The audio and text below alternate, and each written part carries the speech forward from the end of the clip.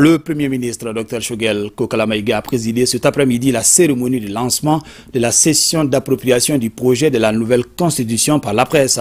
L'événement, qui a regroupé l'ensemble de la presse nationale, a permis au chef de gouvernement d'encourager ses interlocuteurs à l'argumentation pour vendre le projet. Auparavant, le chef du gouvernement est revenu sur la publication du rapport de la Commission des droits de l'homme des Nations Unies. Pour plus de détails, écoutons Dr Choguel Kokala Maïga au micro d'Aloucéline Touré. Je voudrais particulièrement rendre un hommage mérité aux vaillantes forces armées de sécurité du Mali, dont certains voudraient entacher la crédibilité et la montée en puissance à travers la question des droits de l'homme qui est instrumentalisée, comme le dit notre brave ministre des Affaires étrangères, très souvent à des fins inavouées et inavouables. L'objectif de toutes ces gymnastiques intellectuelles est de nous amener à une stratégie déjà élaborée. C'est laquelle? J'ai dit plusieurs fois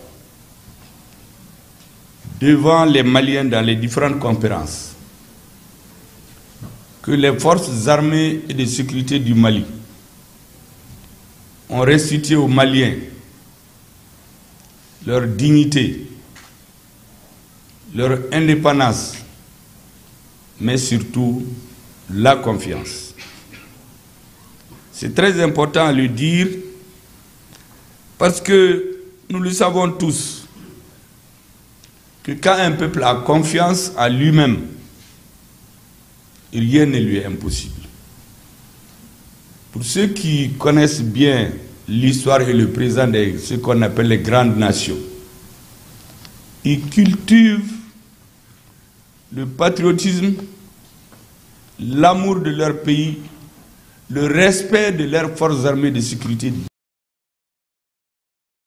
Et quand vous allez chez eux, ils vont vous dire que leur pays est le meilleur. On a vu un dossier qui a été présenté aux Nations Unies par une soi-disant malienne de la société civile que personne n'a vu consulter qui que ce soit. Sauf qu'on a découvert que le montage a été fait dans la banlieue de Bamako. On voyait les indicateurs sur l'écran, mais en vidéoconférence, ils l'ont envoyé et ça a servi de discours à certains. Eh bien, ils veulent le réchauffer. Nous disons non et non. Personne ne va conduire les Maliens à douter de leur armée.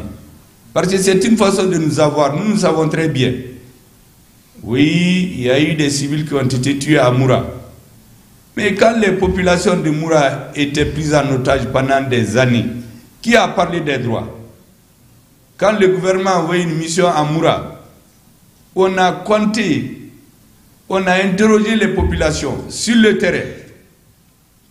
On ne peut pas comparer ça à quelqu'un qui vient nous dire qu'il a placé un satellite, qui a filmé je ne sais quoi, qui a interrogé je ne sais qui a été à quel cimetière, et qui vient maintenant, de façon coordonnée, faire tomber le ciel sur la tête des Maliens. Notre tête est suffisamment résistante et nous savons bien lire, nous savons ce qui se cache derrière ça.